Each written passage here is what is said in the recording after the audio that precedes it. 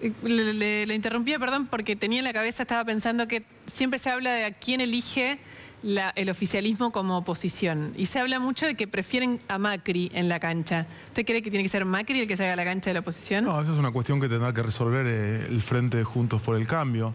Yo me quedé con el tema del retroceso del que hablaba el diputado Cornejo y yendo un poco a lo concreto, porque en definitiva la política se mide por los resultados. Y creo que cuando vemos los años de gobierno de Macri, 2016 fundamentalmente, 2018 y 2019, vemos un retroceso en varias cosas. Fundamentalmente en algo que estamos discutiendo hoy, que nos lleva a otra cosa. Hoy estamos discutiendo ganancias. Macri dijo, en mi gobierno los trabajadores no van a pagar ganancias. No solamente que los trabajadores no dejaron de pagar ganancias, sino que se duplicó la cantidad de trabajadores que pagan ganancias. Eso es un retroceso concreto.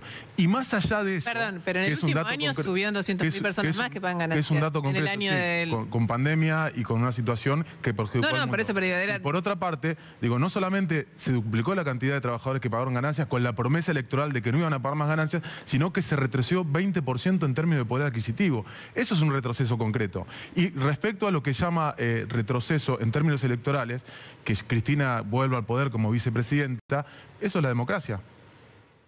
No, por eso me parece que lo que apuntaba el diputado Cornejo, que es a lo que hizo alusión Macri, es el reconocimiento de que los errores cometidos durante su gestión hicieron que no sea reelecto en las próximas elecciones. Los errores que cometió Macri significaron retroceso. Yo le interpreté lo que quiso decir. Está bien, por eso, bueno, es su mirada. Sin embargo, fíjese, Moyano, porque quizás hasta es convocado por Mauricio Macri para formar parte Junto con el Cambio, porque mire lo que decía respecto de cómo tiene que ser hoy la oposición en la Argentina, o por lo menos este espacio de Juntos por el Cambio. Yo creo que necesitamos los halcones, las palomas, los gorriones, los picaflores, hasta las gallinas necesitamos, mira, necesitamos todo. Necesitamos todos porque... Necesitamos todos porque realmente, lamentablemente, este nuevo ciclo kirchnerista ha vuelto con más determinación a intentar alterar las reglas del juego. Bueno, un zoológico, ¿cómo se llama? De las aves. ¿Es así? ¿Hay que abrirle la puerta a todos los pájaros? Bueno, yo creo a todo lo que vuela directamente. Yo creo que Juntos por el Cambio, Cambiemos, debe tener una gran apertura a la hora de sumar no solo dirigentes, sino a tener una convocatoria ciudadana más amplia de la que tuvo en las elecciones del 2019. Primero para ganar y segundo para gobernar, ¿no? Se tiene que gobernar con mucho poder político para poder hacer los cambios que necesitan, así que esa definición la suscribo. Ahora, cuando yo hablo de fracaso es evidente del 2010, lo que pasa es que si nadie quiere reconocer que del 2010 que la Argentina no crece su economía, desde el primer gobierno de Cristina que no crece la economía, y la verdad que el único registro público concreto que mide la economía, y el INDEC incluido, es el Producto Bruto, y el Producto Bruto, que es toda la riqueza que crea un país, en el 2010 era una X cantidad de recursos y en el 2019 era el mismo. Es decir, hemos pasado 10 años sin crecer y en el 2020 es mucho más bajo. Se le puede echar la culpa a la pandemia, a medias. En el 2021 proyecta más bajo que en el 2019 y proyecta más bajo que en el 2010. Es decir, vamos a pasar 11 años que no crecemos. 11 años que no crecemos. Responsabilizar a un único gobierno me parece no solo no justo, sino que no es cierto. De eso, cuando hablaba Cornejo, a mí me vino a la cabeza, todos estamos muy conmovidos por la historia de Maya, que nos tomó el país porque estaba desaparecida, se pensaba lo peor sobre su destino, finalmente apareció viva. Eso no vuelve menos duro y menos evidente algo que Maya pasó a representar. Es un país con casi la mitad de su población bajo la pobreza, mucho más de la mitad de los menores de 14 años bajo la pobreza, y en condiciones muy extremas de indigencia como la que vivía Maya. Y en ese sentido, a los dos les digo, puede responder primero cada uno, no hay un fracaso general de la política, porque esa foto, la foto que revela Maya, es una foto de este país mucho más grande y más estructural que el gobierno de Macri o los gobiernos de los últimos 2 o 3 gobiernos. ¿Hay manera de que esto tenga una salida si no es con una coordinación bastante más ajustada de las fuerzas políticas de este país? Moyano, si quiere empezamos por usted. Bueno, creo que el caso de Maya refleja una realidad de un problema estructural que tiene la Argentina. Por supuesto que no se le echa la culpa a un solo gobierno. Este problema estructural de la pobreza y de la indigencia lleva años en la Argentina, y por supuesto que en todos los gobiernos hay aciertos, errores.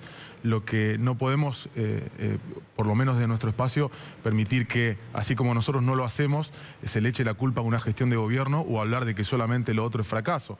Por supuesto que también creo en que hace falta, en estos temas tan profundos y tan delicados y tan graves para la Argentina y para el mundo, ¿no? Porque cuando hablamos de esto no hablamos solamente de la Argentina. Por supuesto que nos podemos ocupar institucionalmente de la Argentina.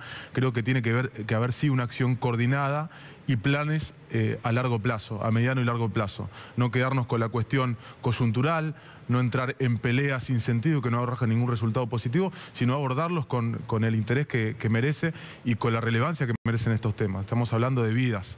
No, categóricamente es un fracaso generalizado, pero el caso de M, que debe decir... Sí, M, perdón. Es un fracaso generalizado de la administración del Estado, de muchos años de administración del Estado. Al principio de la democracia, el 18% de la población era pobre, con lo cual, si uno va para atrás, toma todos los gobiernos, ¿no? Hoy estamos en cifras que se estiman alrededor del 44%, es una cifra enorme. Y dentro de los niños es más del 50%. Sí, 6 de cada 10. Exacto. Ahora, yo creo que acá han fracasado dos cosas. Ha fracasado el funcionamiento de la economía, del sector privado, y ha fracasado construir un Estado inteligente, porque las dos cosas se manifiestan en este caso como representativo de muchos otros casos. La economía no ha crecido, por lo tanto no hay riqueza para distribuir si no crece la economía. Y dos, el Estado no es tan inteligente porque evidentemente bastante bobo, porque se montó un operativo 2 días que parecía que se buscaba a Pablo Escobar Gaviria, y era un chico con un retraso madurativo. Y la encontró un vecino. Y la encontró un vecino, y le llamó al 911 y la encontró un vecino. O sea, tampoco se ha construido un Estado inteligente que prevenga estas cosas y que pueda, en caso que ocurran, y me parece que esos dos son el balance de esos fracasos. Ahora, hay provincias que tienen estados más inteligentes que otros y provincias que no. Hay administraciones que han logrado mejorar sus funciones estatales, y provincias que no. Y el Estado Nacional tiene bolsones de productividad mezclado con bolsones de altísima improductividad, ¿no? Sí, pero es cierto que el caso de M, de esta nena de 7 años que estuvo 2 días desaparecida y que hoy está internada todavía en el Garrahan, es una cachetada para todos porque no es un caso aislado. Hay un montón de nenas y nenes como ella, y lamentablemente como sociedad me parece que no estamos haciendo mucho. Digo, los argentinos, como parte del Estado argentino también, digo, es un llamado de atención generalizado, me parece, de cómo administramos y cómo gastamos la plata del Estado, cómo la invertimos y cómo acompañamos. Y a propósito de eso, en un momento como el de hoy, digo, donde el presidente de la Nación habló de la pandemia que no terminó, dijo Alberto Fernández. Sin dudas, y además planteó un panorama como bastante oscuro, casi que aconsejó cuidados extremos para que no volvamos a estar en una condición extrema de funcionamiento como país, para que no tengamos que volver a fases más restrictivas, con todo lo que abre esa ventana, ¿no? Pero reconociendo que su vacunación no es la que había anunciado. Digo que no está, o sea que no, 6% de lo que compramos. 65 millones. Me parece un dato certero que da cuenta de la subejecución, podríamos decir en este caso. Podemos vacunar, o sea, la Argentina puede vacunar 4,5 millones de personas por mes. Y hoy tenemos en la Argentina, en total, claro, 3 millones. Exacto. Desde 4 millones de dosis llegaron, digamos. Lo que llegó es eso y vacunamos 3 millones. Hay 1 millón que ni siquiera se aplicó. Pero tenemos capacidad ociosa, diríamos, si tuviéramos las vacunas. El problema es que las vacunas no están y que no llegan. Digo, será culpa de los laboratorios, culpa del mundo. Dijo un desierto global de vacunas, dijo Alberto Fernández. Sí, y dijo que los proveedores de la Argentina habían tenido varias dificultades. Pero nosotros acá, digo, por eso, los contratos para la compra de vacunas, nadie duda de que el Estado tiene que gastar en eso. Sigue habiendo una pregunta enorme de por qué no los hacen públicos. Logramos, y la semana pasada te lo mostramos, que nos hicieran público no la copia del contrato, pero sí los datos del contrato con Rusia. Y eso incluía 25 millones de dólares en gastos complementarios que no te avisaban para qué era. Eso está dentro del contrato con Rusia. No te avisan para qué era, pero en paralelo, a nosotros nos decían, es para logística, está dentro de logística. Se lo informaron a los diputados de la Nación, lo informó el ministro Ginés González García en uno de los pedidos de informes que hizo la oposición.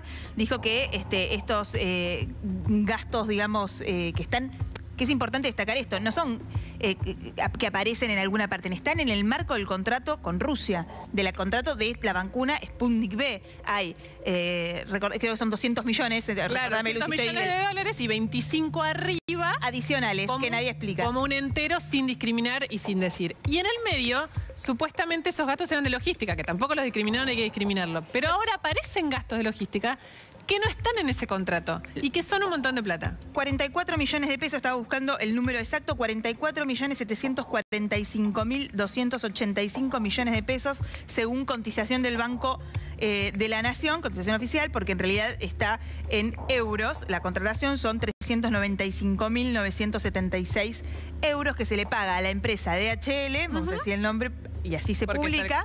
Claro, porque está el contrato público, para contratar esas cajas, las que veíamos que le sale como el humito, digo yo, ves el vapor por el hielo frío, que es lo que se necesita para conservar en el traslado desde Rusia o India, de donde vienen los vuelos hacia la Argentina, la vacuna Sputnik V, que necesita estar a menos 18 grados. Esas publicaciones que se conocieron hoy son solo esta plata, los 44 millones de pesos, un poco más, casi 45, para los 2 vuelos de febrero. O sea que no sabemos cuánto se gastó en las otras. Y no solo no sabemos, sino que esta información que es pública está fuera de eso que te decíamos. Ese agujero negro, los 25 millones de dólares, está en el contrato con Rusia. Esto no es Rusia, es acá. Claro, por eso digo. Y está afuera y son solo 2. Y no sabemos todavía en el resto de los vuelos cuánto, cómo se pagó, a quién se le pagó, ni qué incluye todo esto. Lo paradójico, cuando vos hablás y pedís un poco más de información en la Casa Rosada, te dicen, no, está dentro de los 25 millones de los gastos adicionales. Pero no, sí, no está en el contrato Rusia. Lo acaban de publicar como una contratación aparte en el boletín oficial. Sí, pero es de los gastos adicionales. Una interpretación que claramente es errónea, porque si no estaría dentro de ese contrato y no lo está. 44 millones de pesos, no estamos diciendo que no estén bien gastados. Lo que estamos diciendo es, estaría bueno que expliquen y que informen y que muestren los papeles de en qué se gasta o para qué son esos 25 millones de dólares que figuran como adicionales en el contrato con Rusia por la compra de la Sputnik V. Eso es lo que queremos saber. Que en un contexto, en cualquier contexto, pero compraron 20 millones de dosis con opción de compra a 10, no está llegando, lo dijo el propio presidente, el 6% del total, no solo de Rusia. Es importante esa claridad. Podrían darla. Hoy vamos a sentarnos con Facundo Moyano. Hoy el presidente, una de las cosas que dijo, centrales hablando de la vacuna, tiene que ver con que mañana se cumple, fue un poco un balance, sin explicación previa, un balance de del primer año explícito de pandemia, podemos decirle, que es el momento en que empieza la cuarentena en Argentina. Moyano, ¿cuál cree usted que fue el error y el acierto más grande del gobierno en la gestión de la pandemia? Primero, el acierto creo que es priorizar la salud de los argentinos. El gobierno en su primer momento, en su primer medida, y lo dijo el presidente Alberto Fernández, fue cuidar la salud y cuidar a los argentinos. Él lo manifestó en su momento, la economía se recupera, las vidas no. Por eso me parece que más allá después de la falta de previsión de ciertos aspectos que no solamente en Argentina sino en el mundo le han significado hasta un costo político terrible a gobiernos que no han podido contemplar lo que venía por el desconocimiento que hubo de todos los alcances que tenía el virus. De hecho, las contradicciones no solamente existieron en los estados, sino en la Organización Mundial de la Salud y en muchos analistas y en muchos, digamos, médicos que hablaron sobre esto. Creo que errores hubieron. ¿Cómo cuál? A ver, no haberse, para mí... El vacunatorio VIP. El vacunatorio VIP, para mí particularmente, no existió. Hubieron irregularidades en la vacunación. Ya se hizo una autocrítica. Creo que la autocrítica concreta y que pone de manifiesto que hubo un reconocimiento de esos errores fue la salida del ministro de Salud, y me parece que no se puede ahondar mucho más sobre el tema.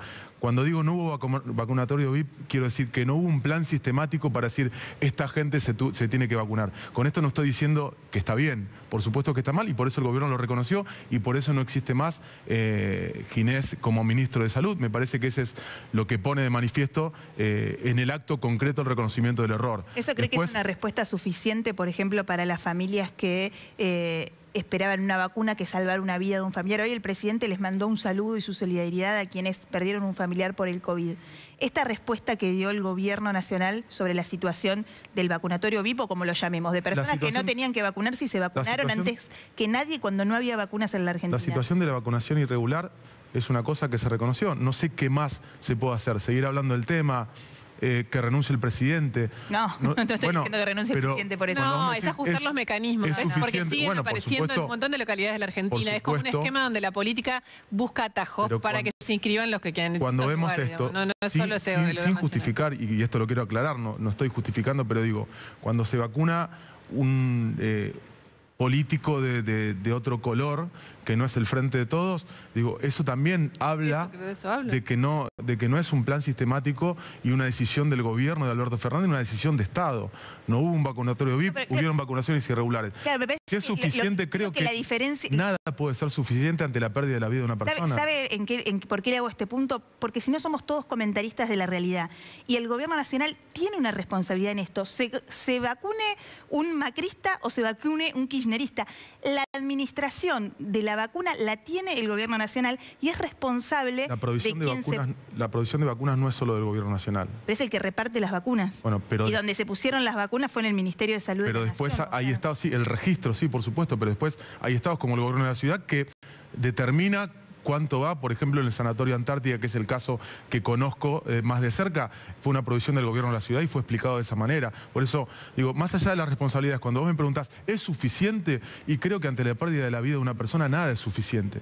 Porque eso significa dolor, significa lo más preciado que tiene el ser humano. Entonces, me parece que nunca va a haber nada suficiente. Ahora, ¿vamos a seguir hablando del tema o vamos a solucionar la situación o se va a regularizar la situación? Creo que el gobierno tomó cartas en el asunto, se reconoció un error, el presidente, que es la máxima autoridad de Estado, lo hizo, y creo que no queda mucho más por hacer.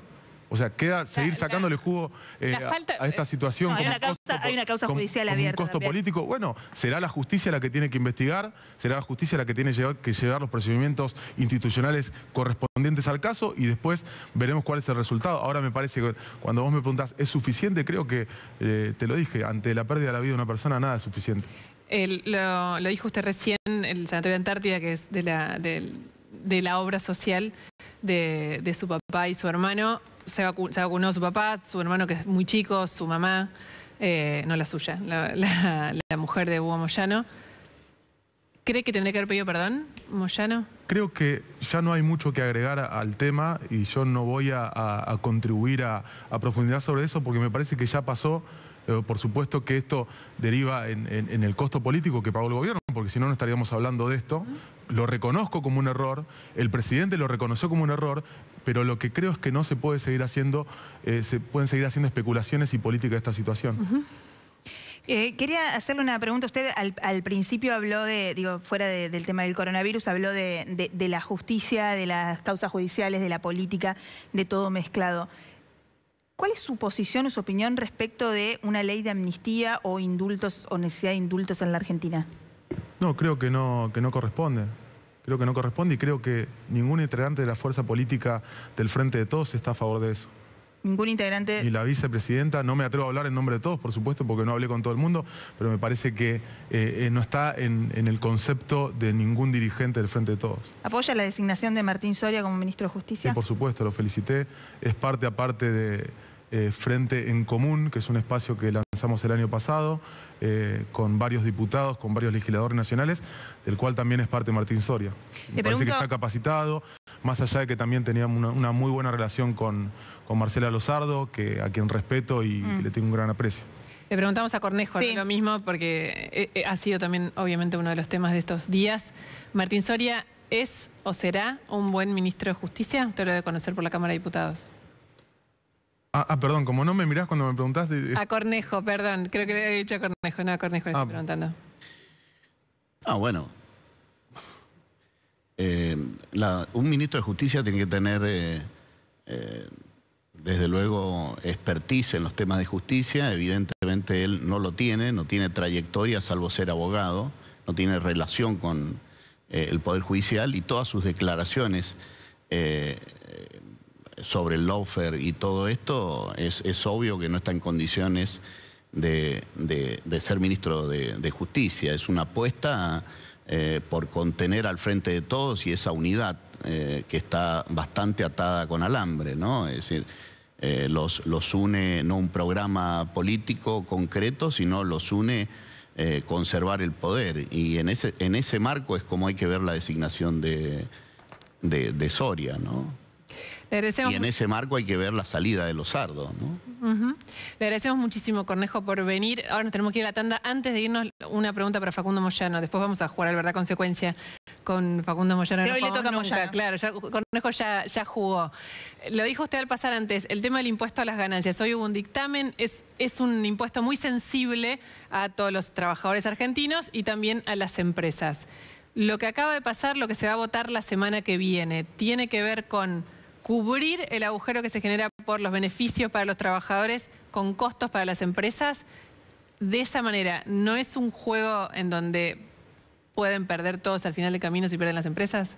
No, yo creo que es una medida justa, es algo que en lo particular vengo reclamando hace tiempo, más allá del gobierno de Mauricio Macri, y esto creo que es de público conocimiento, o por lo menos en el ambiente se sabe, no solamente desde el aspecto político, con proyectos de ley. Creo que sobre ganancias debo tener alrededor de 15 proyectos de ley presentados, que en su momento los hacía por separado. Cada vez son más. Todo junto no. Es cierto, eso es un dato de la realidad, pero cada vez más gente la que paga ganancias. En el último año sumó un montón de gente más, son 2.300.000 personas las que hoy están pagando ganancias. Creo que eso afecta a los trabajadores medios, los que son parte de los que hacen mover la rueda de la economía, y me parece que es un gran alivio en el marco de una discusión paritaria que también puede significar la recuperación de parte del salario que se ha perdido durante los últimos 3 años. Salvo 2017, en los últimos 5 años hubieron 4 años de pérdida, 2016, 2018, 2019 y 2020, por diferentes motivos. Pero la verdad es que creo que es algo totalmente necesario. Creo que parte de eso vuelve al mercado interno, el trabajador consume en el mercado interno, y también abre la posibilidad de un debate para una futura reforma impositiva. Hoy se habló mucho de eso. Esta es la gran deuda, ¿no? Esta es la gran deuda de la democracia, que es la gran deuda de un sistema totalmente, bueno, totalmente, un sistema regresivo en términos de impuestos. Nos quedó por preguntarle por reforma laboral, pero vamos a hacer una pausa muy cortita y después jugamos con Facundo Moyano. ¿Qué le preguntaremos por la verdad, Facundo Moyano? Yo sé la consecuencia. ¿Le gusta bailar a Moyano, Facundo Moyano? Sí, algún Ojo que paso dije tiro. bailar, ¿eh? Bueno, por ahí tenemos un show acá en Verdad Consecuencia. Después de la tanda, ya volvemos.